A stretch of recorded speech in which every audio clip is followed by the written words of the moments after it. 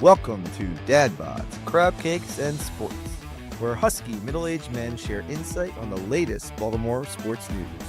From the bank to the yard and beyond, we're breaking down the Ravens, Orioles, Terps, and more. Baltimore's best sports podcast starts right now.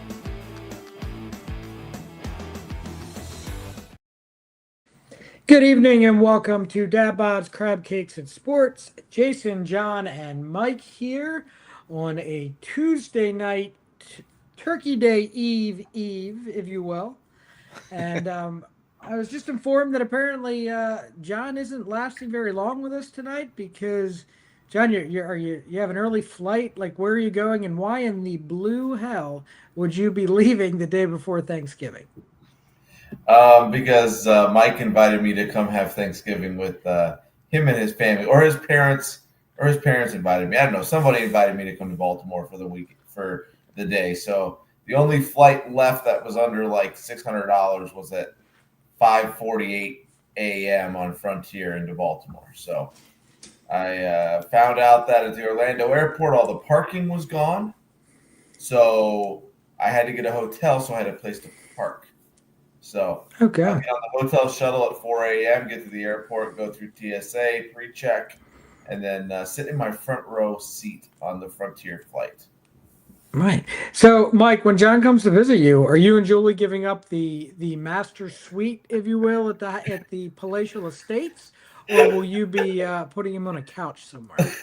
He's going to be staying in the Weisbecker ensuite on the lower level that we built a couple years ago. We built it for Julie's dad, who's yet to make an appearance, and oh no,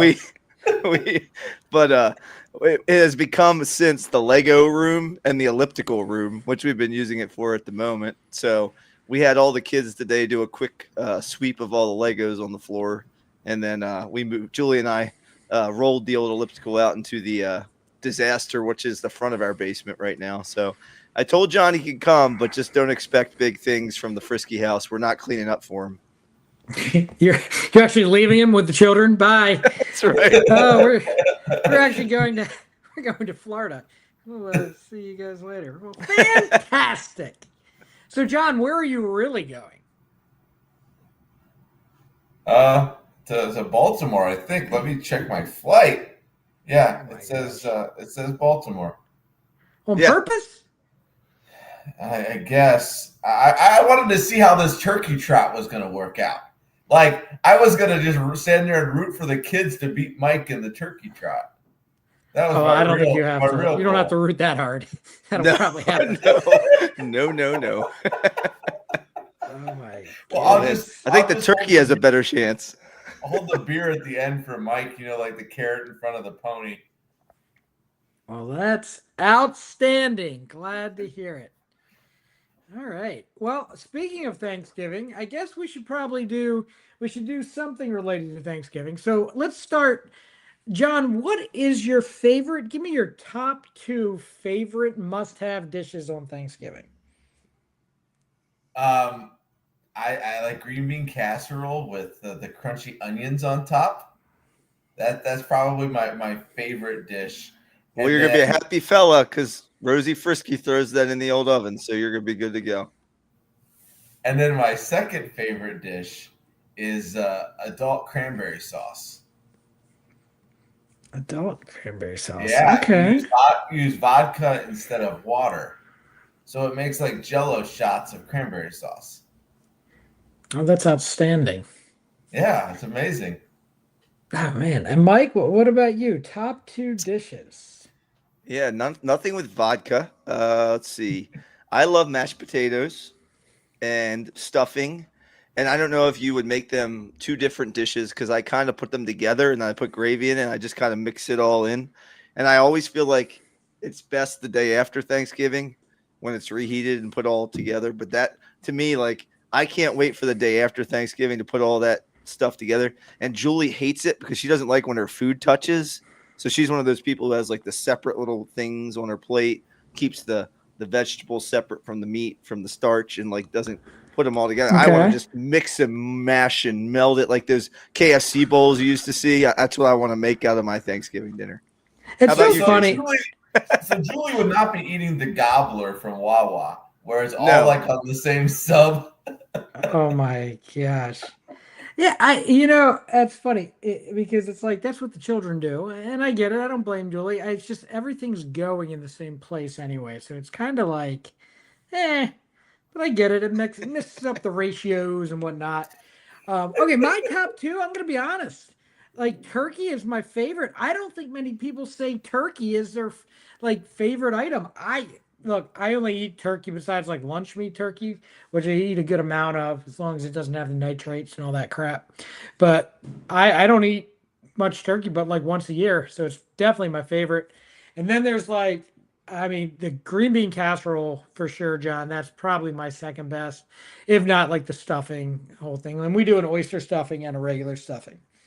So, so we'll see. I Oyster don't know. stuffing? Sounds good. Yeah, you take raw oysters and you bake them in there with the stuffing when you make it. That sounds It's actually delicious. really really good. Oh, it's delicious. But if you don't like oysters, obviously that's not one that's going to work out very well for That's you. interesting, Jason. So like we've done the crab stuffing here in Baltimore. If you've ever done that, where you just mix a little bit of crab meat and maybe a little Old Bay flavor in there, which is kind of interesting. Really? But I've never heard of the oyster. That's interesting. Oh yeah, I mean it's actually like it's one of those things where I mean there's a lot of folks that do it and they love it. It's actually pretty popular.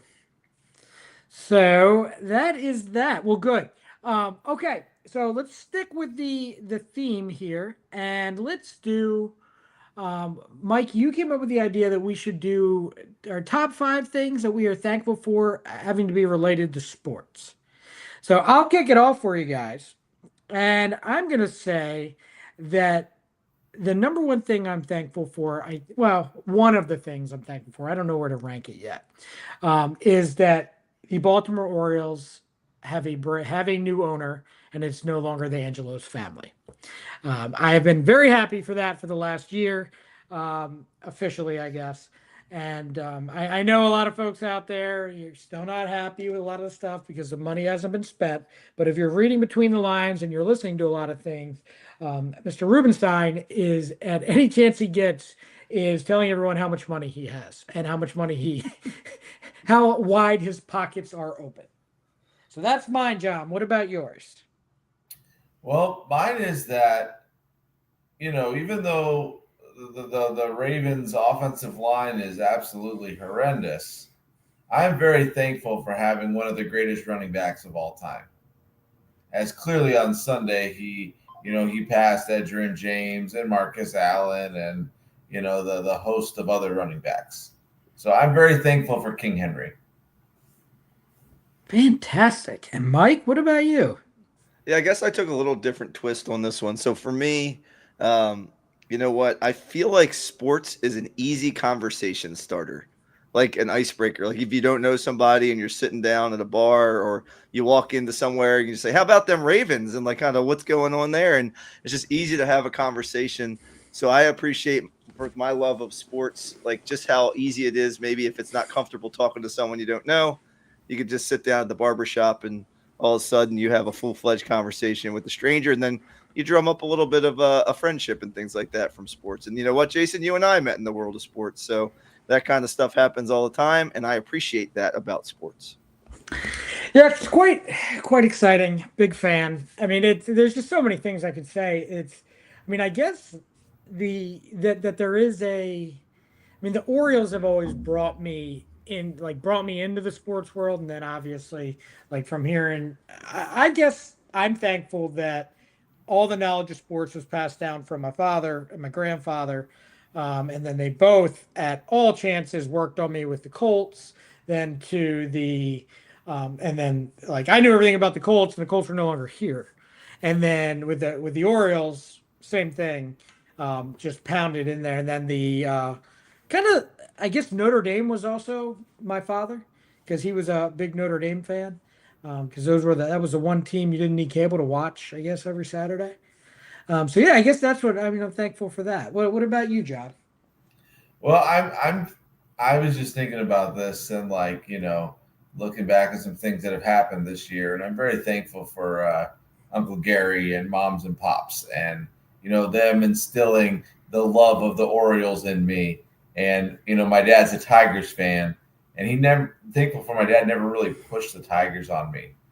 But, through Gary and moms and pops and the other people at Baltimore Lutheran who were Orioles fans, really thankful for that instilled love of the Orioles, even though, in my lifetime, they've never sniffed a championship. It's still there, I mean, snot sniffed. I mean, it was 97. Armando. Dick in New York, Jeffrey Mayer. Hey, watch your mouth. There are little kids listening to this podcast at 10 o'clock at night. Oh, my goodness. All right, Mike, what else you got? I would say how well run an organization the Baltimore Ravens are, and the fact that they are relevant year in and year out.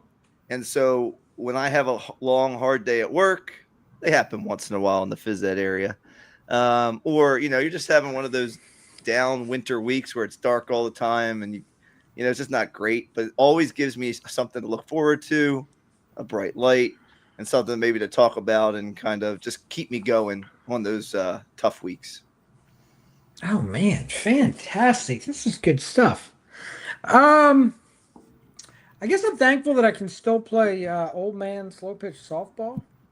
That I haven't completely fallen apart, and I can still play. Even everyone I'm playing against is in their 20s, and I'm not.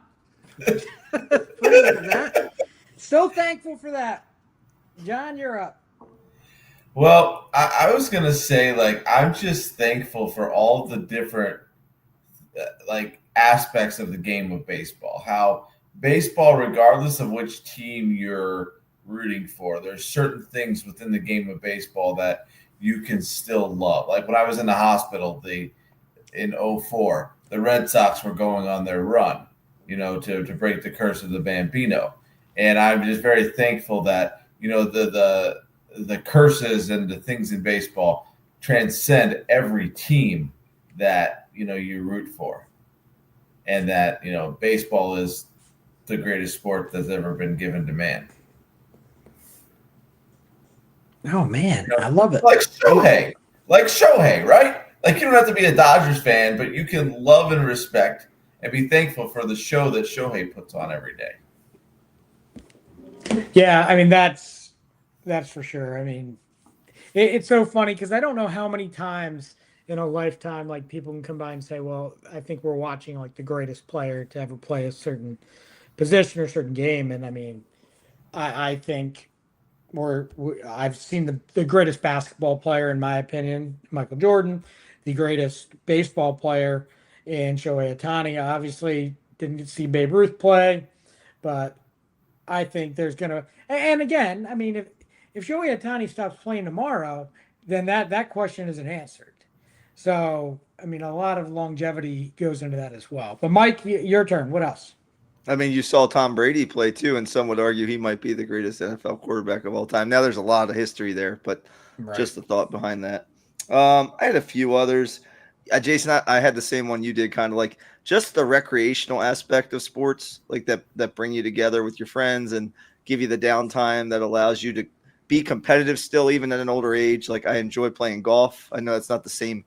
I don't know that I'm an athlete anymore, but I do enjoy competing and playing and going out, and I still compete with myself in that way. And then slow pitch softball and just getting out. I know I play in a beer league now. It's not as competitive as we used to, Jay, on Friday nights when we were fresh out of college and we were sprinting around the bases and sliding in shorts and things like that. But it's still fun to get out and try not to tear a hamstring and get around the bases and still play some semblance of sports, which to me is exciting.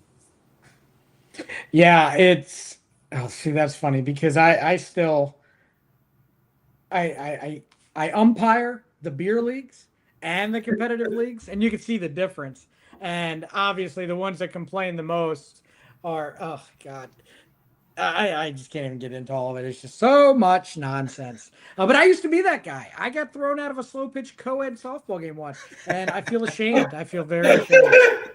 I did at the time. Back when I was 20 some years old and drinking while we were playing. That only happened once. Would not So happen please tell me again. your hat, if you were wearing a hat, was on backwards and you covered the. I always wore my hat backwards when I batted anyway, so it didn't fall off. So yeah, and it wasn't really like an argument. I mean, I was like, I said something to him, and I kept saying, and he's just like, you know what, you're out of here. And I was like, huh, makes sense. Sure, why not? But then when I umpire, I'm like, dude. So umpiring also, just side note to this, I do men's and co-ed softball, but I also do kickball just to fill in. And it is the most ridiculous thing I've ever seen and been a part of. Because softball players over the times, like you guys in Maryland and whatnot, Dundalk are like the just softball players are a-holes, right? Especially at the competitive level. Kickball players are whiny people. Everything's argued, and it's always the winning team that's arguing the most. And I'm just like, I had this one guy, like, there was some call, and he gets, I'm like trying to explain to him, like, look, man, I mean, I could have called obstruction on you because you almost ran over the poor girl, and you're about 300 bills. And she, or I could have called the bobble. So you pick. And he just kept talking about it. I'm like, so is this going to happen all night? He goes, yeah. And you have to give me a warning first. I said, well, I don't have to give you a warning, but if I were to say throw you out of this game, I think you should go talk to a therapist because it's kickball. And he had no idea what to say. You disarmed him, Jason. You disarmed him with your charm. Yeah, and then he realized that his whole team was like watching him and looking at him, and he got embarrassed. He's like, "Why are you still talking about this?" I'm like, "Well, you came to me and asked me. That's why we're talking."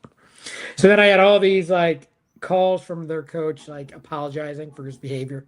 I'm like, they're like, "He's never like that." I'm like, I find that hard to believe. I find that very hard to believe. All right. Let's see. What else do I got? I would like to do one more. I think I am a fan of, I'm going to go back to the recreational sports and being able to watch my kids play and be a part of that, whether it's coaching, watching from the sidelines. It's so hard to do one when you've already done the other in reverse. But yeah, I would say getting to participate in youth sports that way and then having a whole different point of view on it for me is a big thing as well.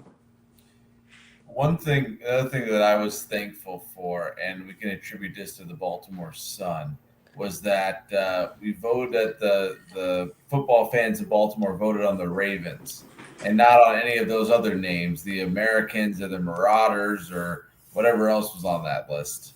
Because the Ravens is the perfect name for that team, and I'm just very thankful that Modell brought the team there and that they chose the correct name in the polling and didn't pick like Marauders or Americans or something else. Oh, yeah. No. Can you imagine the Baltimore Marauders? Like, what the hell? Oh, yeah. No, it's like the Washington Commanders and the Cleveland Guardians. I just can't get with it. I can't. Yeah. Mike, you got any more?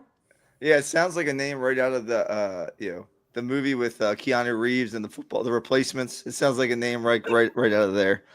But I would have taken Cucumbers over all those other ones. I love it when you call me Big Papa. Yeah. So I have two like little guys. The first one is a little less important, but fantasy sports, and the fact that FanDuel exists now, kind of a different way and a different spin to keep your interest involved in the games. Maybe it just shows I'm a little bit of a degenerate, but I appreciate what fantasy sports brings and how it allows me to get a little more interested in certain games that I wouldn't be as interested in otherwise. And then the last one is sports is my life basically because what I do as a teacher and a coach. So without that, I wouldn't really have a job. So I think that has to go somewhere on my list. So the fact that sports has created employment opportunities. Fantastic. Yeah, I mean, just to kind of expand on that, I mean, it's what I did. I mean, it's the whole reason, like the degrees I got in college, sports management, sports journalism, did the radio thing in college, and now it's allowing us to do this. So for sure. So yeah, I mean, sports has brought a lot. and there's a lot to be thankful for, especially this time of year. So that was a fun exercise. I'm glad we could do it. Good idea, Mike. Well done. All right. That's all the So, exercising I'll be doing tonight. oh gosh, wait till John comes. You guys can exercise together. It'll be great. Can't No, wait. I Can't, think I will John's can't wait going to to hear walk these around Bel stories. Air while we do the turkey trot. I think he's going to go in and out of the stores. Oh my gosh, that sounds I've great. I promised too many doctors that I would not run like that anymore. Just walk backwards. It's even more effective. Outstanding. All right. So speaking of, we did mention the Ravens, and John mentioned the Ravens team name. So just briefly touching on this past Sunday, the Ravens versus the Jets, and yeah, it wasn't pretty. Just like John Harbaugh always says, it's not pretty, but it's us. And the most important thing is the Ravens are now 6-5. And also, Mike, just so you guys are all aware, Mike is back on his meds, so he's less stressed out while watching these Ravens games. But I have the text message receipts to show you that Mike always, for whatever reason, Mike always watches these games at the top of the Bay Bridge. I don't know why, but he always climbs up there, and that's where he watches it on his phone. And then I'm always worried. I gotta like kind of see which way he's going. Is he swaying one way? Oh no, he's coming down. So Mike, you seem like you're on solid ground now.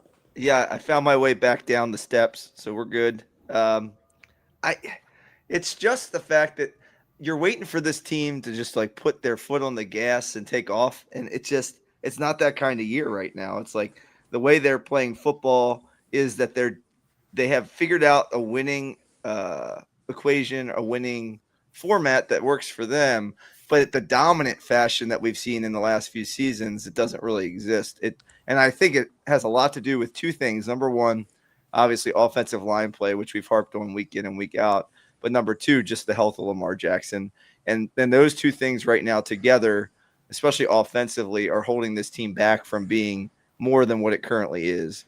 And then defensively, you just have to be impressed with their ability to make the big play in the big moment with Marlon Humphreys, stripping that ball out at the goal line of Breece Hall, and then the Ravens being able to create that important key turnover in a big moment. They've been doing that week in and week out the last few weeks. So that's what I take away from this game.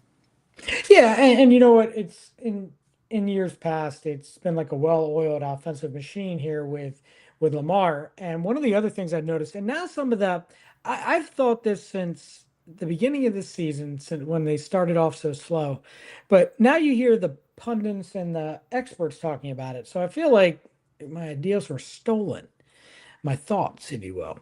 But what I was thinking was the Ravens always dominate the regular season. And then they seem to fizzle out or make big mistakes come playoff time. This has been under John Harbaugh and Lamar Jackson. So, what if this year they're getting through the regular season so that they're ramped up and ready to go? And I'm not, don't get me wrong, I'm not saying this is intentional. By all means, this is not intentional. Too many factors at play. But I'm just saying the onus should always be on the games in January and beyond. So I'm just saying I'm in no that whole time watching the Jets, I was not one time was I nervous. But there's clearly some concerns, and it all again stems from the offensive line.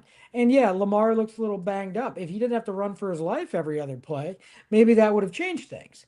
So it's going to be interesting. I mean, we'll do our predictions at the end of the segment here when we go into talk about the Bengals. I'm not so sure how things are going to go on Thursday. But, John, I mean, that's what I'm thinking. I was just, my thoughts are if they can get through all of this, I mean, your adversity that you're tested with all throughout I mean, they never had that much adversity through the regular season the last few years. And then they get to the playoffs and fizzle out. Right. And I think this year is a completely different, way of the Ravens thinking because you don't have Lamar, the athlete Lamar. You have Lamar having to play more so the Peyton Manning, Tom Brady sort of quarterback.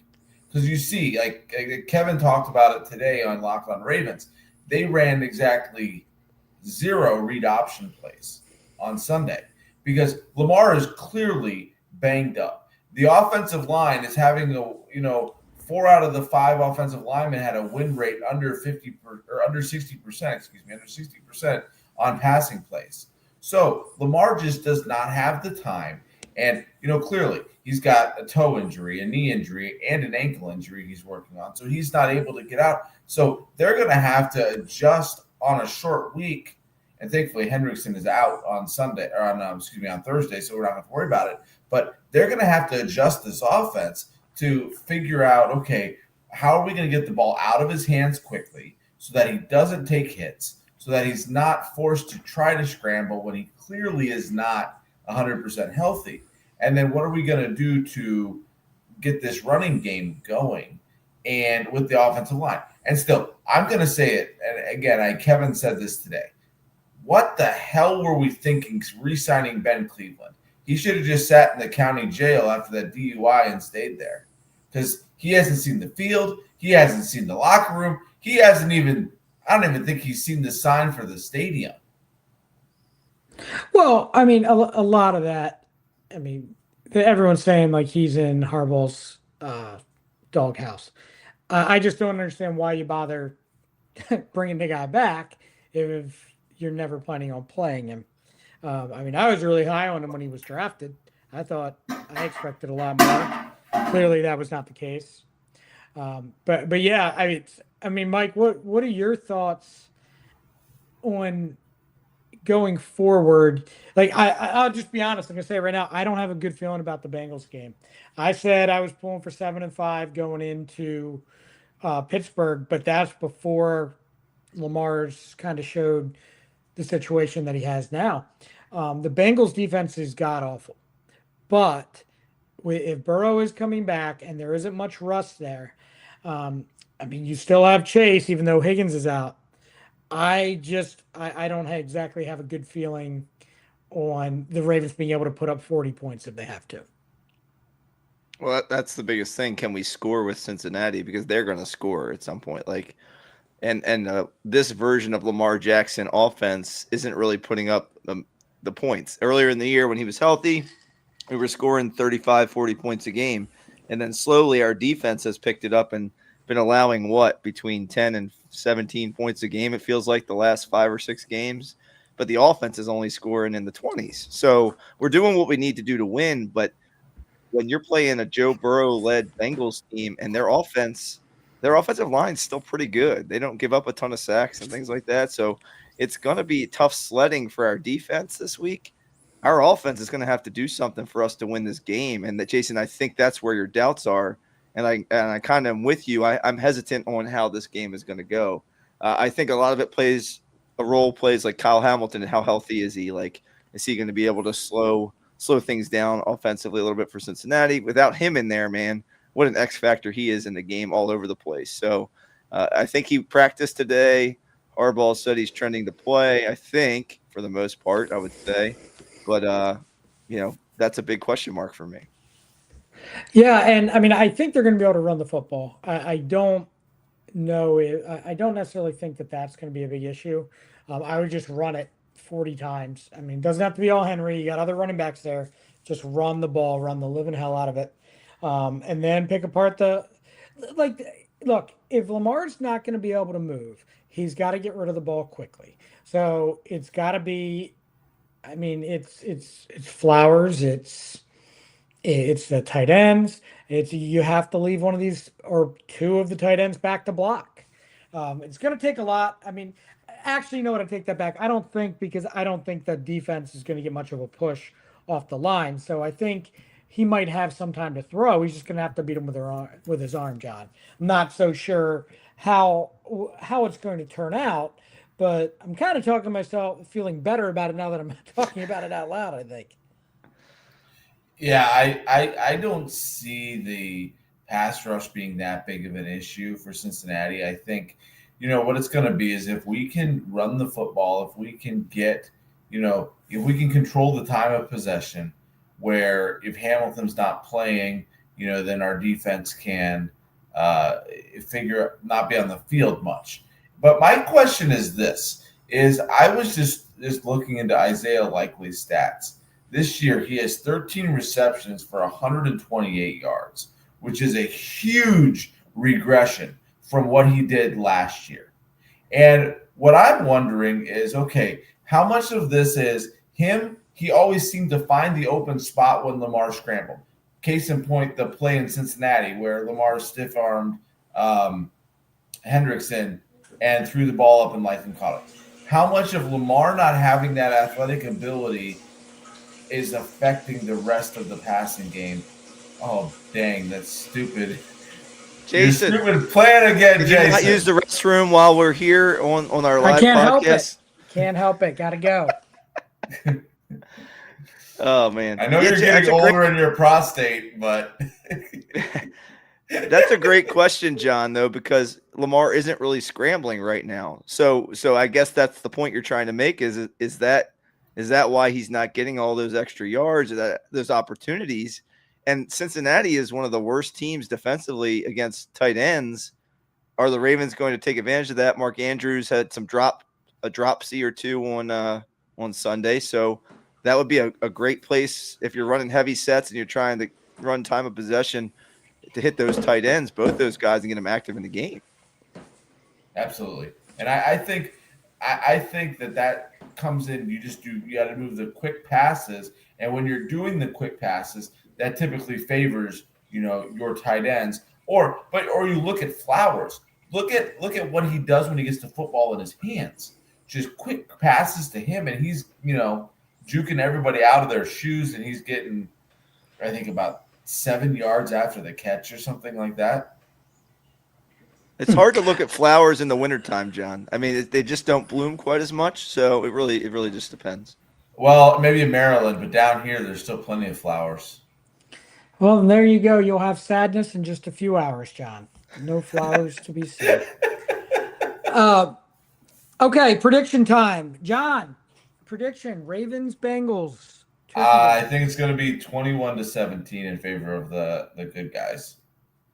Oh, my. Okay, Mike, what we thinking, what we feeling? Ugh.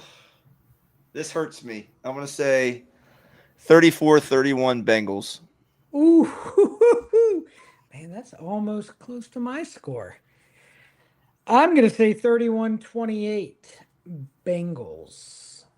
So, John, I hope you're right. I don't mind being wrong this time. Not normally, but this time. I fully expect lots of whining and crying together between you two and texting back and forth and all that fun, exciting stuff. Yeah, I'll be on a plane. I'll be on a plane during the game, so maybe there'll be Wi-Fi and I can watch the game. Wait, okay, hold on. Wait a minute. So, what is your plan here? You're going to Baltimore and staying how long? Like 24 hours. On purpose? Well, I have Mike, to work do you guys Friday. have vacancy only for 24 hours? You got another people coming in? No. He's more than welcome for as long as he'd like. But apparently, he said he has to work Friday morning. I said, man, you should take off work Friday and stay the weekend and come watch the game on Thursday night. But he's like, I got to get to the airport, got to get back, sell some more cars or something like that. Well, isn't Friday like one of the busiest car days of the year? It is. Yeah, it is. And my boss is a Steelers fan, so he's not very empathetic.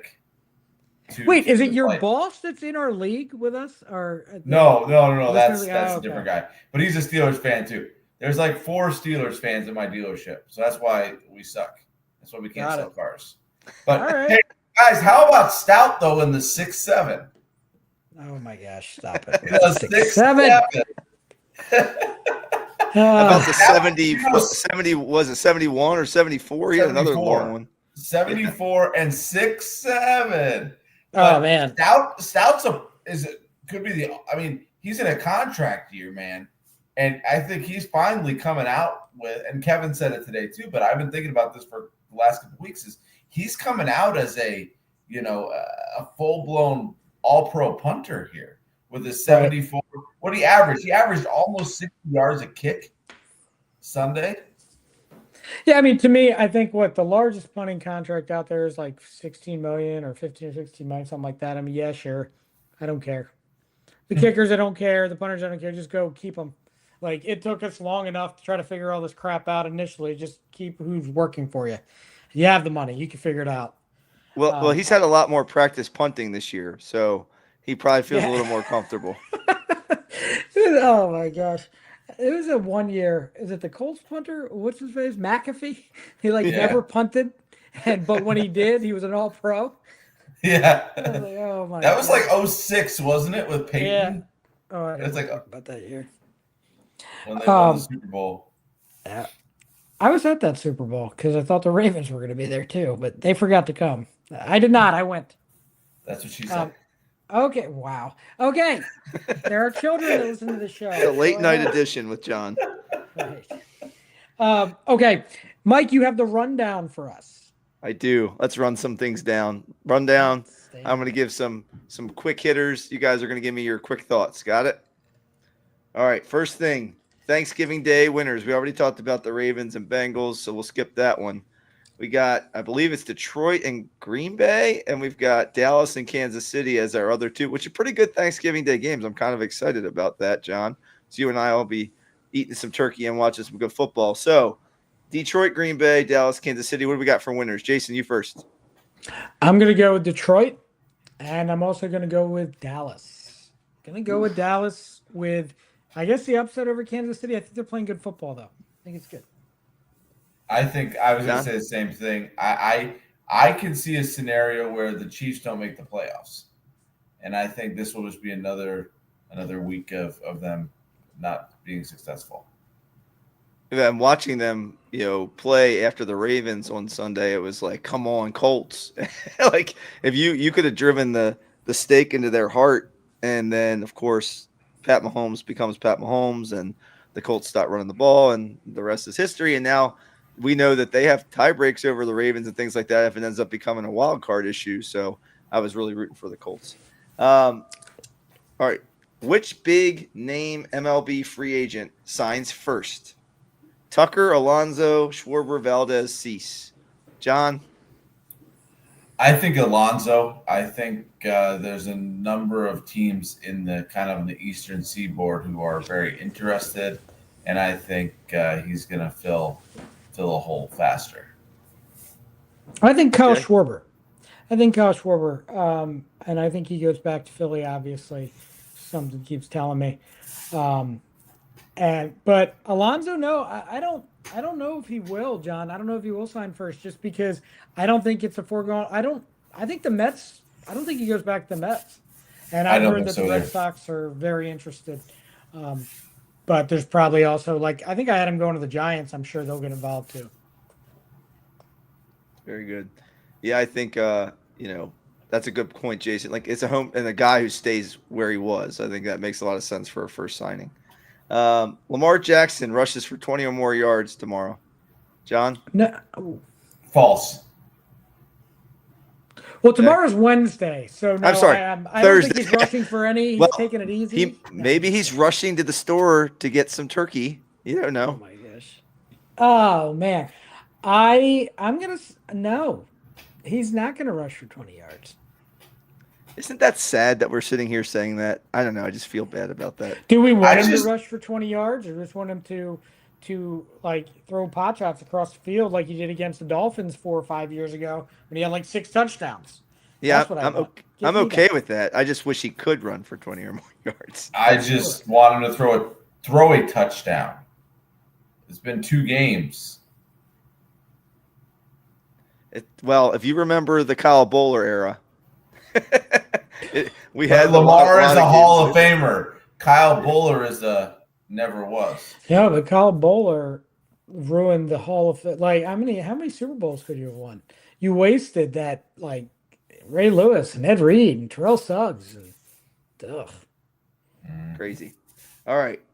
You already took my one about Thanksgiving early on, Jay. So we're going to go and move into college basketball. Really quickly, who's your favorite voice, either analyst or announcer, to listen to while watching college basketball? Dick Vitale, not even close. All time. Yeah, My that's what I was favorite. going to He's say. so much fun. And I've It's met him awesome, before. baby. He's I a met him, I diaper dandy. They got a private tour when I used to work for the Orioles, and we gave him it was me and this other girl I worked with. gave him and his grandkids and his wife, the nicest people I've ever met in my life, a tour. And he's like, "This is great. No, can we go meet the birds so the kids can see?" I was like, "Yeah, that's next, actually." Uh, but yeah, nicest guy ever. Calls the game great. Love it. There's also someone else I really like during the tournament time, but I can't think of his Bill name. Raftery's great. Oh Yeah. yeah, for sure. Yeah. For I don't sure. know what you guys think of like Dan Schulman. I think he's pretty good, but there's some guys who are good. All right. Does Kyle Hamilton play Thursday night, Jason? Yes.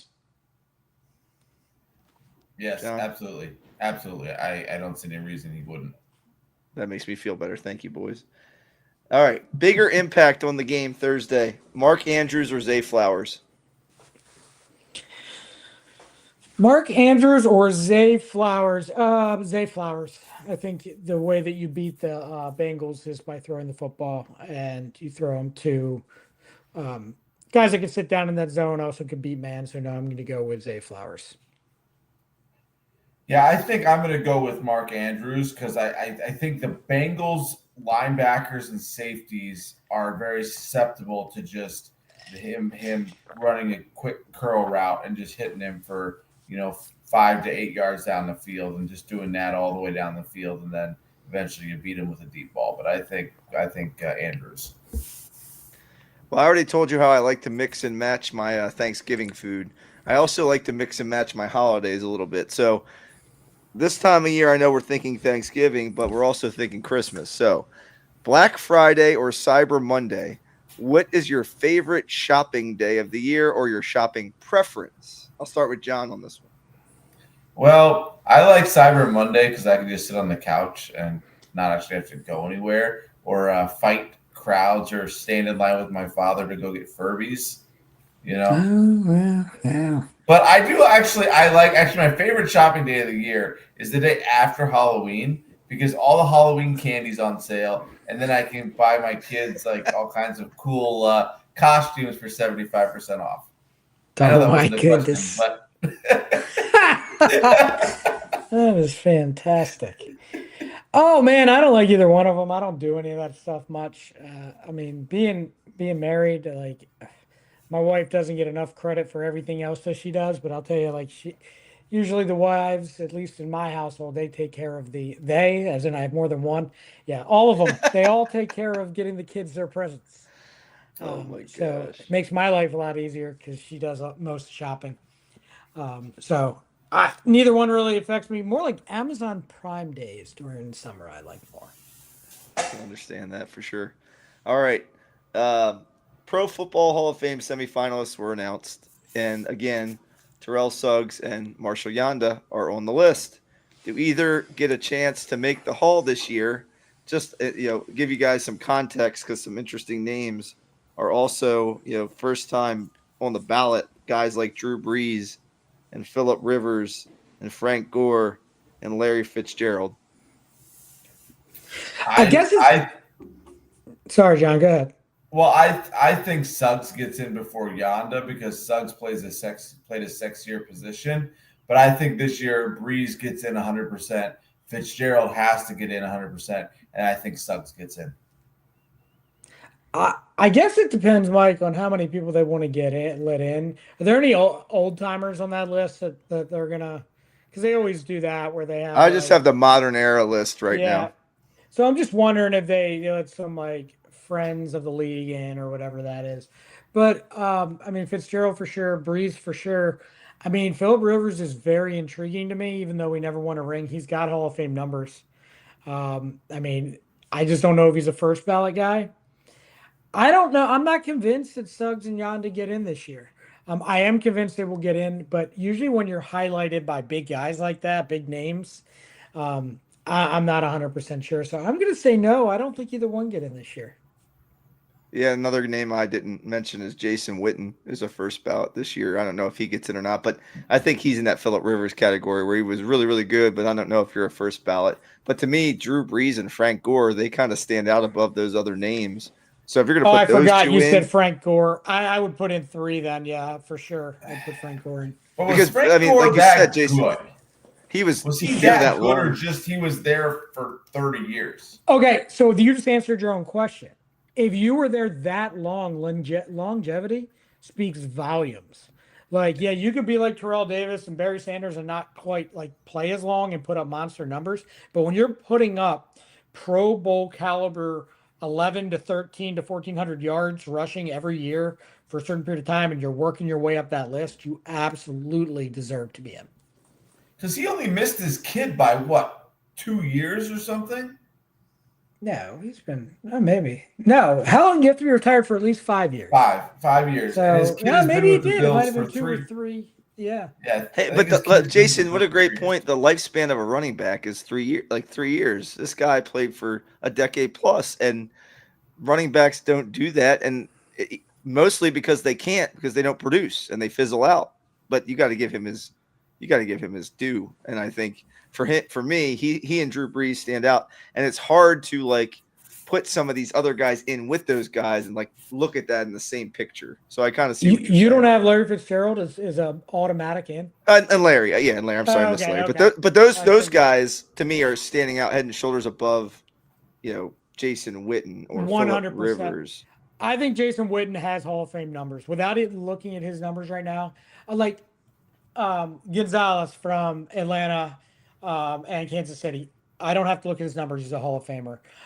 Antonio Gates, same situation. I put Jason Witten up there too. I just don't. I mean, you could make it. You could do all four of them and then let all four in. Then Suggs and Yonda definitely are not. And it's headlined by those four. I would not have a problem with it at all. But I don't think Suggs and Yonda fit in this year. All right. Well, there you go. I think I got one more for you here. Okay. No, I got two more quick ones. Mike Elias talking about spending money. The rumors around the league is that the Orioles have open pockets this year and they're just going to go in and spend. My question for you is this: does Mike Elias sign at least two players to a multi-year deal? Yes. Yeah, I think so. I think that's exactly what's going to happen because I'm still on. I just don't know if it's going to be a closer and a starter. If it's going to be two starters, or like I'm, or if it's going to be a bat and a starter. I mean, it could be three. Mike, it could be a bat, a starter, and a closer, unless they're liking what they're hearing about Felix and they just go get like Robert Suarez for one and an option or something like that. Something along those lines, and kind of like piecemeal that together. But yeah, I'm going to say yes. He's going to sign two multi-year deals. And John, you agree? Yes, absolutely. All right. All right. Last thing. You have Thanksgiving dinner, and there's Jason. I know you are one of the few people I know who really enjoys turkey, but there's always turkey left over. How do you repurpose, or what do you do with the turkey that remains? Oh, outstanding. I'm so glad you asked. One of the greatest things. So I also like canned cranberry sauce because I'm an alien, right? And Isn't I'm that also cranberry sauce bad for you as a oh, diabetic? it's not even good for you at all. Like not even as a diabetic. It's just if you don't look at the ingredients, I'm like, just don't. Um, it's not good. However, um, that type of jellied cranberry sauce, and we've been trying to perfect our own jellied cranberry sauce. So we're gonna try some homemade stuff this year. So bread, whatever bread, make your own like we do. Don't make it your own. Um, Cranberry sauce, lettuce, and turkey on a sandwich is fan freaking tastic. Salt and pepper, awesome. Awesome sandwich. My dad get me like used to make me those when I was a kid, and now I can't get away. It's one of the best ways. That and like I was thinking about doing like a turkey shepherd's pie this year, where you Ooh, just I throw a like bunch of that. stuff inside, and then you put the mashed potato leftovers on top. Fantastic. Round two, and then you got all the everything together, Mike. It's all touching. I love it. Mush that stuff together. John, what do you got? That's right. I don't know. I'm not a huge turkey fan because this turkey is just too dry for me. So like I prefer to make other things. But repurposing turkey, I mean, you can shred it up and like I shredded it up and put it in a crock pot with barbecue sauce and made like pulled turkey sandwiches and things like that. But I just not a huge turkey fan. You know, you can cut it up and feed it to the dogs or something like that. You hear that, I've tried- Rosie Frisky? Rosie, you are being challenged by John. It can't be dry. It's Gotta got to be a be good one. moist and delicious. We had I have no last doubt. 2 Rosie. years. The last 2 years, I have tried 2 different things with the turkey. The first one I thought went okay. The second one, I'm not sure. So the first one I did was turkey nachos. So like I shredded the turkey, heated them up, put some cheese on there and some other ingredients, and threw them in the nacho pan. Not bad. Not the worst thing I ever made. The other thing I did, like you make chicken salad with grapes and pepper and mayonnaise and mix. That was not the best thing I ever made. It wasn't horrible. I would eat it again, maybe, but not the best way to repurpose turkey. Oh, you also have mayonnaise to that sandwich that I said. It's terrific. It's fabulous. I like mayonnaise on pretty much everything I eat. I figured. But that's it for the rundown. Outstanding. All right. So I wanted to do a quick update here on the Maryland Terrapins. The men's basketball team is playing Gonzaga currently. Not going too well. It's halftime. They are trailing 47-32. I didn't have a lot of expectations for this one. They did beat UNLV last night, I think by 6 or 7. I made it through the first half and said, I'm just going to bed. I don't know why. 6-7. Oh, this is so terrible. Enjoy that, Mike, all day, tomorrow and Thursday. Anyway, but yes. Mike, you're not going to regret inviting me. I promise. I won't remind you of your children. You won't disappoint me, right? Nope, not at all. Oh, you two clowns. This is so cute. I love it. Next year we'll have to have it at Jason's house in St. Petersburg. Oh, my gosh. Potentially. I make my own stuff, man. Look, next year I might live on a farm somewhere. You never know.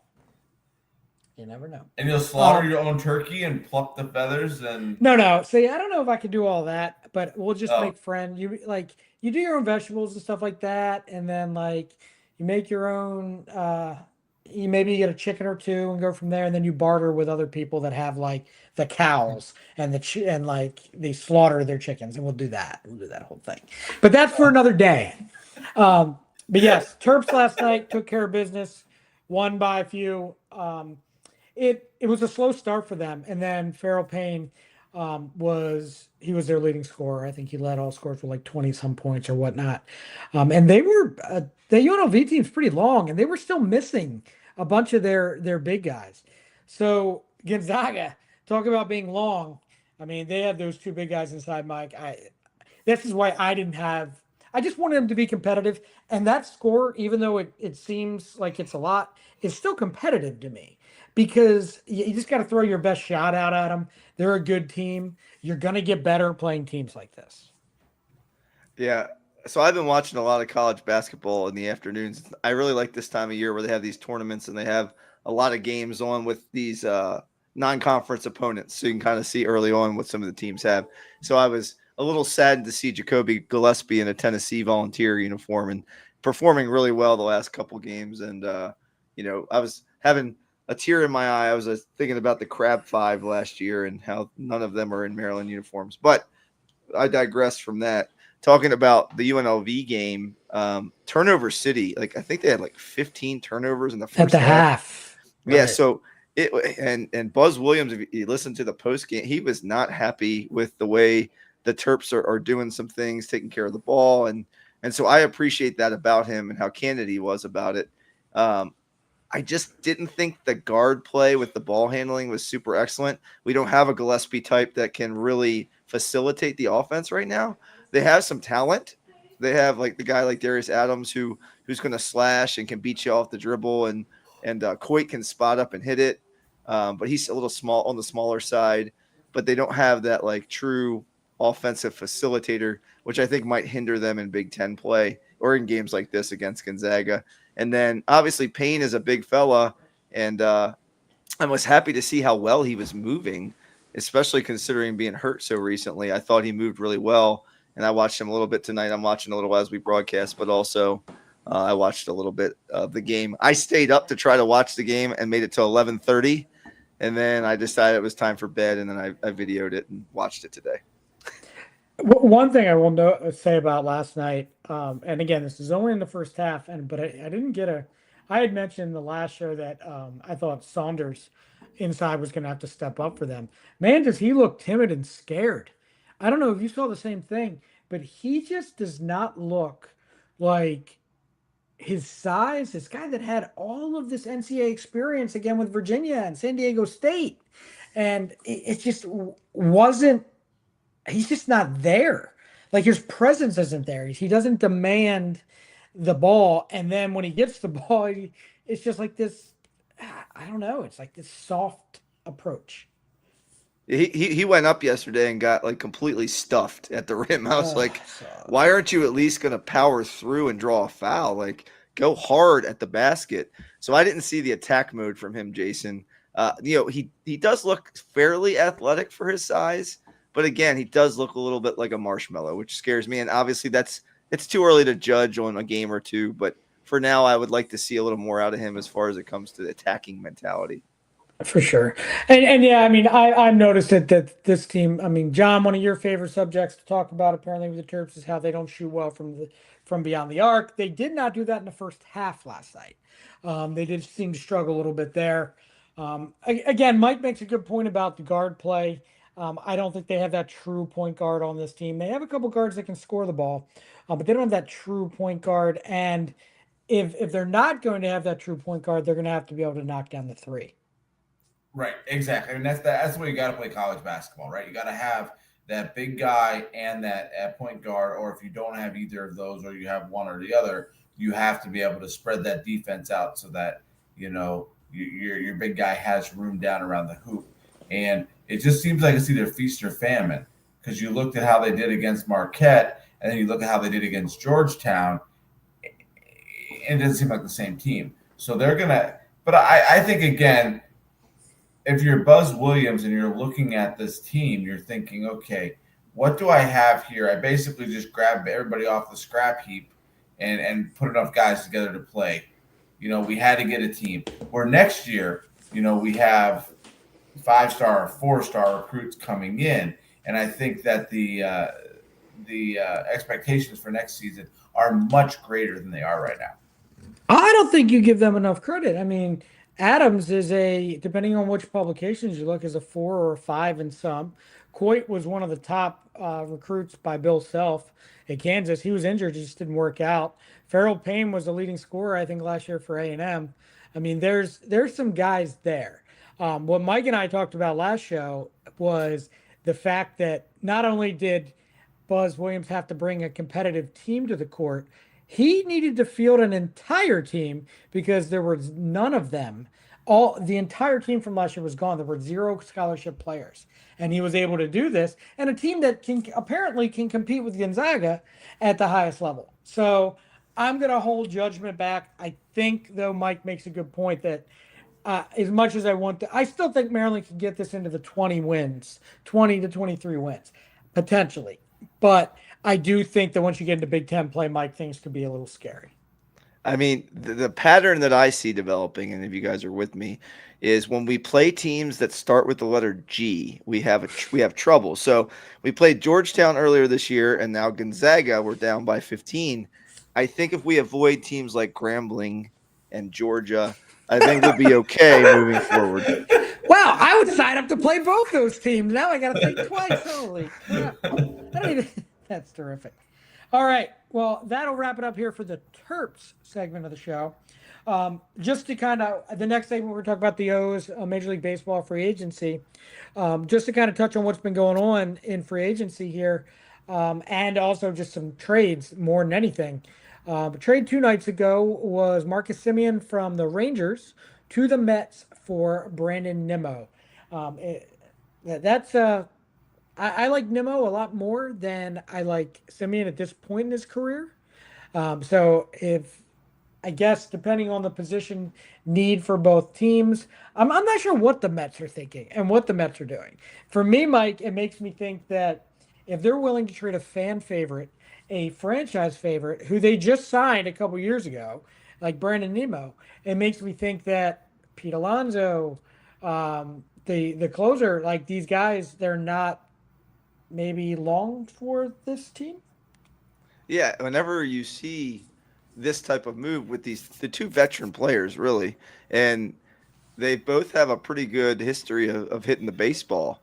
And I think for Nimmo, he kind of is working his way out of the outfield defensively. They were saying he was having some struggles, defensively.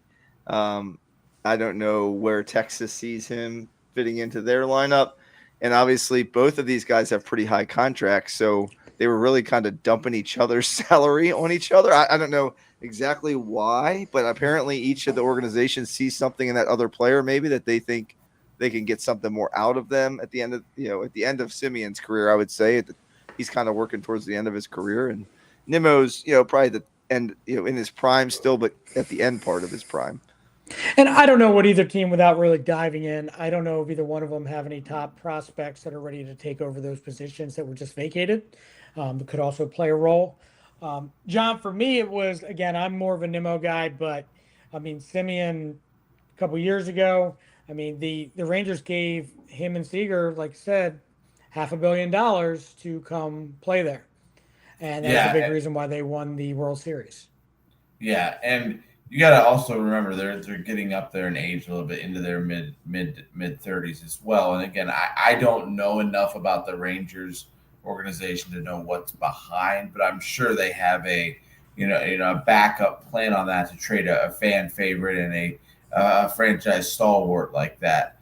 But it it also is, we don't always know what's going on behind the scenes in the clubhouse, and not that they're, I've never seen any bad things about Simeon, but what do they have going on else in the organization and things that are going to say, what, we don't need this body anymore. We got somebody else who's going to breathe it up, or they were trying to maybe have him switch positions or something, and he didn't want to do it, and I don't know. I haven't read enough or seen enough about it, but those are always kind of things that as you get older, you're going to have to do, and some guys just don't want to do it.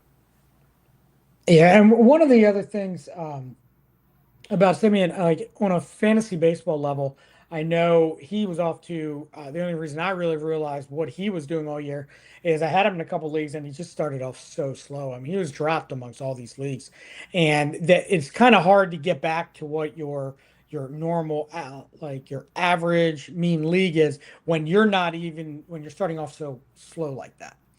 So he was already starting way behind. The other trade that went down was Sonny Gray. He was traded from the Cardinals to the Boston Red Sox. Something that might kind of irritate Oriole fans a little bit. I know he was on some people's lists. To me, at this point in his career, I mean, I guess on some teams he could be a two. I mean, maybe even a one if you're like the Cardinals. But he's like a three or four, probably on it might for me, probably a three still. But if he is, it's only for another year or so. But I mean, that's a good pickup for me if I'm the Red Sox. Yeah, and yeah, I'm reading about the trade, and some people are thinking this maybe precludes Boston from going after one of the big name starters in the free agency, but I don't necessarily think that might be the case. Like, I don't see why they couldn't get more than one. I mean, that's what the Orioles are trying to do this year. They're trying to get more than one of those guys to help fill out their rotation. And to go back to the Simeon Nemo and this, a lot of times these are those moves to set up a move. Like maybe the Mets are going after Kyle Tucker. Maybe that's why they're getting somebody out of their outfield to create space. Like, I don't think we're going to see the picture come together until a little bit later in the offseason. The Sonny Gray, though, he had to waive his no trade clause, if I'm not correct, Jason, to go to Boston.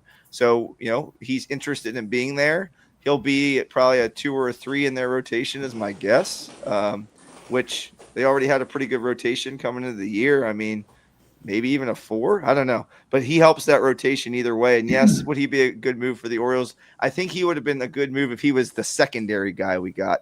I don't think he would have been the move if he were the only guy we got.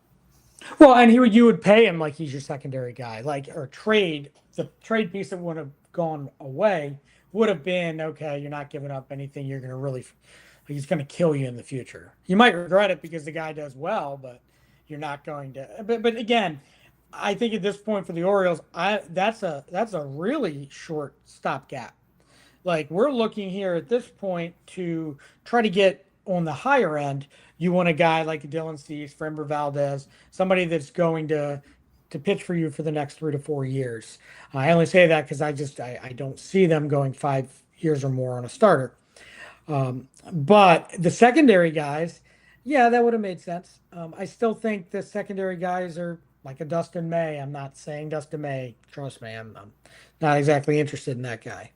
But that type of pitcher. John, so for you, what is it? Does it do anything for you? Was he on your list of bringing him in for the O's or anything like that? Not at all. Not at all. Because I think where Sonny Gray is, if it's 4 or 5 years ago, absolutely. He's a top of the line starter. He's going to go 1-2. But I think we need a solid number one starter, and Gray is probably, like you just said, he's probably a 3 or a 4 in any rotation in the league. He's not going to be your stopper. He's not going to be your ace. He's going to be your expendable piece that if somebody at AAA is absolutely blowing the cover off the not the proverbial cover off the ball as a pitcher, because that would be really bad. But they're excelling, and you want to call them up. He's the first guy to go. Yeah, and I'm doing my wish list / predictions, and mine have changed since this whole free agency started. I'm still on. I think Dylan Cease has always been my number one pitcher that I wanted, and I still think I'm leaning that direction. As far as the bat goes, Mike, I've pivoted. I think I'm going towards your original prediction here. I think I'm leaning more towards Cody Bellinger because of his ability to play multiple positions. We don't need that right-handed bat anymore, but that's essentially what he is because he hits the living crap out of left-handed pitching. So, but he's a lefty as well. Former MVP, got that going for you. And then Robert Suarez, I think, is the closer that they go after. If they spend the money that way on the bat and the pitcher, I think Suarez is less expensive. I think that's who you end up with. Yeah, you know what I think about Bellinger. I think not only does he fit the mold as a hitter, but just positionally, he gives you so much versatility in the outfield. He can give Colton Cowser some days off in center field. He can play a corner. He can DH. He can play first base. He just gives you more versatility, especially now that you have some redundancy with Tyler O'Neill and Taylor Ward. So to have that versatility, I think is really important. So he's still the bat that I would go after. Reliever wise, I think there's just a number of different ways they could go about it. I don't think they're spending Edwin Diaz money, but I think there are a number of options I'd be okay with, especially if they went and got a couple guys who could maybe do it. So, I'm not sold on one particular reliever. I could see them doing Helsley. I could be okay with them with Fairbanks. I'd be okay with Suarez. So there's a bunch of guys I'd be all right with. Is there anyone you don't want them? Because I have one reliever I don't want. I'll just tell you, because you just said his name. I don't want Fairbanks. They were talking about him on one of the MLB Network channels and whatnot, and they were talking him up about how consistent he's been. If you look at his numbers the last 3 years, though, yes, he had more saves last year, I think, than he ever had, which was 27. But if you look at his numbers overall, they have declined each year. And in some pretty decent categories that you don't want to have declining numbers. So for me, I would like to stay out of that area unless they wanted to bring him in and someone else and have him be one of your setup guys. But I think that's overkill, personally, because I don't think you have to build your bullpen that way. But John, same question I asked Mike. Do you have a wish list? At this point, has it changed at all? Yeah, it changed. It changed a little bit with them signing Felix back, because that makes me think that the injuries aren't as bad as we thought. Because I was a big go after Diaz guy, because I was figuring that Felix was going to be out for 2 years or more, or he might be out of career. but it sounds like he's going to be back. So we need to bring somebody in who can just kind of fill in for that year or that year and a half until Felix can come back. So it's changed a little bit because Diaz was at the top, and now I'm thinking we just need to find somebody to fill that gap, whether it's somebody internally already or if it's bringing in a Craig Kimbrell-esque type player who can be a little bit better than Craig Kimbrell. See, but John, I disagree though, because I don't think you can count on. I don't think they're counting on Felix like that, and I do think that whoever they bring in is probably there's at least an option involved, a club option if they'll get it, or it's 2 years or so. Because I don't think any of these guys are just going to sign a 1 year deal. Um, Go ahead, Mike. What are you thinking? John, how effective was that Craig Kimbrell signing? Like, I know he wasn't. They played well, and they made the playoffs and all that kind of thing. But like by the end of the year, you didn't want to see Craig Kimbrell in the game. Am I wrong? Yeah, we didn't want to see him at all. But they need to upgrade. They need to do more than that. Whatever the answer is, it needs to be somewhere in between that and getting Edwin Diaz. There has to be some middle ground. There's, like I said, there's a lot of guys out there. As I look, I love Devin Williams. Jason, we talked about that. To me, he would be a great fit. He fits the mold of someone who's done it and done it well. You got David Robertson is a guy. He's older. He could do something to help the bullpen out. I still like Danny Colom. I wish they would sign him back. Like, there's some bullpen pieces that are around that aren't necessarily closers, but if you put a whole bunch of really good pieces into this bullpen and maybe get one guy who's had some closing experience to go along with Kittredge, who could do it in a pinch, I'd be all right with that. And if they do bring in 2 starters, which I'm assuming, or at least I'm hoping, I think that kicks Tyler Wells to the bullpen. And he's been effective out of the bullpen. So you have that going there. And again, guys, I'm not a spend a ton of money on the bullpen unless it's the back end. I mean, Kittredge, they spent $9 million over 2 years on. And for me, it's worth it, right? But you don't go out and, like, maybe during the trade deadline, if you're the Padres, you have Robert Torres, but you still trade for Mason Miller. Why not? He's the best closer. Like, he's one of the best pitchers out there. If you have a chance to get him, go get him. But Mason Miller isn't making closer money. He's still under rookie contract. So you can do that kind of stuff during the trade deadline and whatnot. Okay. Well, I mean, for me, it's still a lot of wait and see. I want it to ramp up. I want it to go quicker here. I want the first, like you were saying the other day, Mike, the dominoes were dropping. I want more. I want more dropping, and kind of see where we're at here. Thanksgiving week is always a little bit slower. I mean, in historically, but like we've seen a couple things happen already this week. So that's the thing about MLB free agency. It's like you just never know when something's going to hit. There's no real rhyme or reason behind it, except the winter meetings, obviously, where a lot of buzz and a lot of things, the groundwork for deals, and a lot of big things do happen there. Yeah, absolutely. And it's right here in Orlando.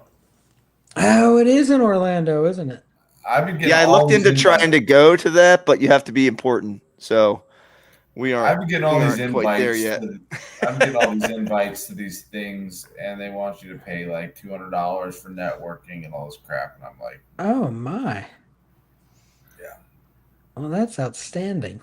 But one day soon, boys. One day soon. Yeah. That's the dream. All right. Our last segment of the evening, because John has to go sleepy, so we can go hang out with the Friskies. All right.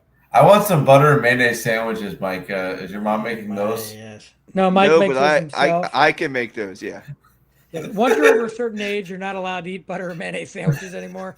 But Mike is not at that age. He is not quite there yet. All right. So, last segment of the night, we are doing ballpark figures, and I'm in charge. So, Mike and John, look, you guys are going to have this lovely relationship the next couple days. So, this is how we're going to kick it off. You're going to work together in perfect harmony. And this is Thanksgiving version of the whatever this segment's called. What's this thing called again? Ballpark figures. Yeah, that's it. That too. Okay. And it's going to be a little different. And you guys are going to have I'm going to kind of explain how it's different. You're going to have multiple categories. Okay. So the first category, I want to know the top 3 all-time most passing yards on a Thanksgiving Day in a career, not just on one game. Name me the 3 quarterbacks, and I'm going to give you guys 2 strikes. What do you think, Troy Aikman? Aikman, Aikman, maybe. Scott Mitchell for the Lions with Herman Are you Moore. guys guessing or are you Whoa, discussing? whoa! Slow down, Johnny. Yeah. Scott Mitchell's a good name, but Matt Stafford might be a name that we should think of as well because he Yeah. did a lot there. Well, in let's do Detroit. Troy Aikman. Let's do Troy Aikman first. Yeah, I'd I'm say pretty Aikman. sure. Aikman's a shoe-in. Aikman is Yeah. number 3. What about Brett Favre? I don't think so. So you think Cowboys and Lions first of all. So Scott Mitchell's the only name I can think of on the how about Romo? Lions. Oh yeah, that's I a think good he's one. on there. I'm sure. I think so. Got a Tony guess? Romo. Yes, Yes. Tony Romo. He is number 2. And I would say would you say Stafford over Mitchell or Mitchell over Stafford? That's a tough one because Mitchell had Herman Moore and Barry Sanders, and Stafford had Megatron. Oh, wait, quick rule change. You don't get 2 strikes. You get 3 total strikes through all categories. Oh, geez. Continue. You must be on the Okay, right so track we can here, go John. Stafford. We can go Stafford. Good what do job. you You think? got him. You got the top 3. Stafford, Romo, and Aikman. All right. Let's do the most rushing yards all time on Thanksgiving. Give me the top 5. It has to be Emmitt Smith. Barry Sanders probably. Yeah, I would assume Emmitt Smith and Barry Sanders. Now these guesses, We'll go with those 2 to start. those are 1 and 2, so that's a good start, I'd say. Okay. Now we might have to do a little reaching, John, because running backs are a little more difficult. Well, when did they start playing on Thanksgiving? Like, are we going back to like Tony Dorsett? So they've been playing on Thanksgiving all the way back into the 20s, but I'm not doing category. Like all of these players would have been played since Mike and I were alive. So 80s. At least up to this point. Gotcha. What about Ezekiel Elliott? Yeah, I like that one. Let's use it. Ezekiel Elliott is number 4. So you need number 3 and number 5. What's Kevin Jones? Maybe I'm trying to think of Lions running backs that were. What about Best? No, Javid Best. I don't know. I don't know. He wasn't there that long. No, right. Kevin Jones was around for 3 or 4 years. I feel like Javid Best was like 2. Who else would be a Cowboy? Hold on 1 second before you guys guess anything. I want to check something real quick. The Cowboys had a bunch of like Eddie George was there for a year. Pollard. Hold on before you guess anything. Just wait a second. Hold on, everyone. We're just talking out loud, Jason. What about Pollard for the Cowboys? Okay. Nah. There is a guy on this list. There is a guy on this list that played. That did play while we were alive, but he was also started in the late 70s. What about Herschel Walker? Sure. Herschel Walker? Yes. That is not correct. So that's strike 1. Is he part of the 5 you had originally, Jason? Herschel Walker? No, the guy that you're talking about now. Yes. He's on here. Okay. I just wanted to reiterate that. I mean, you know exactly who he is. I mean, he's ridiculous, but he's Must be Tony Dorsett, John. correct. Yeah, Correct. that's the. It was either Herschel Walker or Tony Dorsett. One of the. So you got Emmitt Smith, Barry Sanders, Tony Dorsett, Ezekiel Elliott are the top 4. You're missing the 5th. Oh. And I will tell you, he is not a Lion and he is not a Cowboy. Crap. So he's really good at football. What about like Marshall Faulk or something? Dorsey Levens? This is going to be hard, Jason. Because- I mean, think about who may have played on Thanksgiving, John. Like, is it divisional, Jason, at least? No. The division as in Like same what division as the in Cowboys? Cowboys or Lions? Yeah. No. Okay. Okay. Yes, it's in the same division as the Lions. Correct. What about Adrian Peterson? Didn't Adrian Peterson have a huge game on Thanksgiving Yeah, Day? it could be Adrian Peterson. I like that.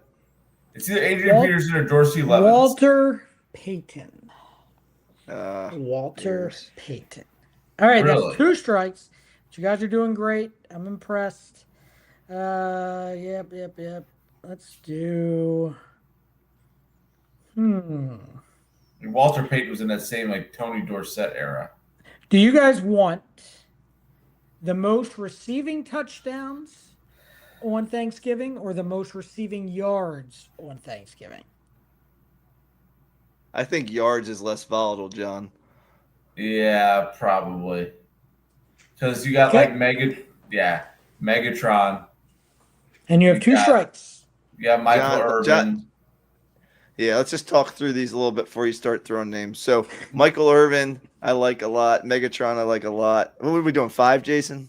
4 for this category. What about Jay Novacek? No, I don't like his name.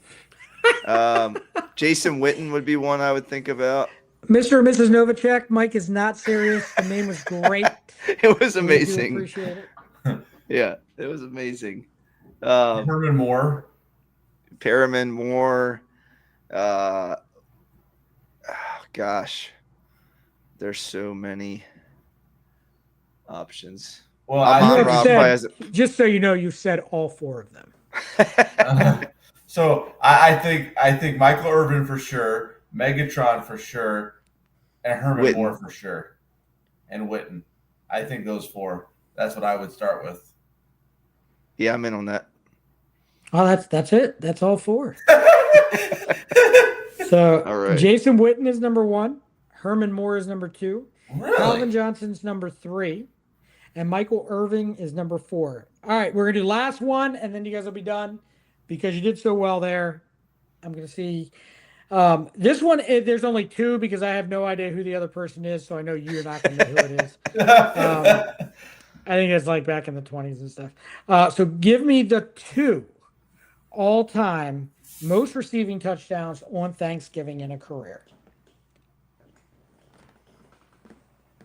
Megatron. I don't They know. both were on that list. You just have to tell me which ones without getting a strike. So, John, they were on the So receiving list. Are we talking about So it's receiving one of those yards? 4. Yeah, these are. It was on the receiving yard list because these are Megatron, receiving. Michael Irvin, Witten, Jason Witten, and Herman Moore. Moore. So which 2 out of those 4?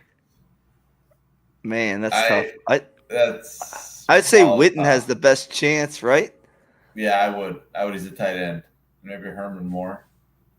Because those Lions teams did not have many weapons outside of Herman Moore. And Yeah, no, Barry Brett Sanders. Perriman was very good. I mean, Perriman was his partner, right? Wasn't it Perriman and Moore, Jason? No. Yep. Yeah. Yeah. So I would go Witten first. Witten, Mike. Jason, is Witten on there? He is not, and that is strike 3, my Well, that's friend. a shame. Oh. So what is You it? did Megatron. say both names right away. It is Herman Calvin Moore. Johnson with 11, and Michael Irvin with 6, and the other number 2 person was Cloyce Box. Yes, I know. Oh, I was thinking. No, I'm Shut up, John. You don't know who the man is. It's Urban Shocker. Urban I love Shocker. Urban Shocker. Cloyce? Urban Shocker is always the right answer. Cluse, but no cigar. Oh my goodness. All right. That is it for ballpark figures. That is it for dad bods and crab cakes on this special Eve Eve edition of, well, Thanksgiving Eve Eve edition. Gobble, gobble. Gobble, gobble. For Mike Frisky, for John Lanscraner, I'm Jason Weisbecker. You two lovebirds have a great time on Thanksgiving. and we'll see you next time.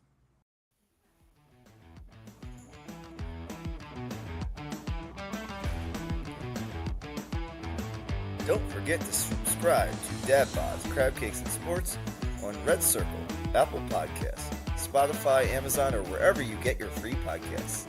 And while you're at it, leave us a review. It really helps us out. We're trying to spread the good word about Baltimore sports far and wide. Follow us on social media for more behind-the-scenes actions, memes, and bad sports takes. You can find us at Dad Bods, Crab Cakes, and Sports on Instagram, and Dad Bods, Crab Cakes, and Sports on our Facebook page. Until next time, keep rocking those dad bods, eating those crab cakes, and never miss the game.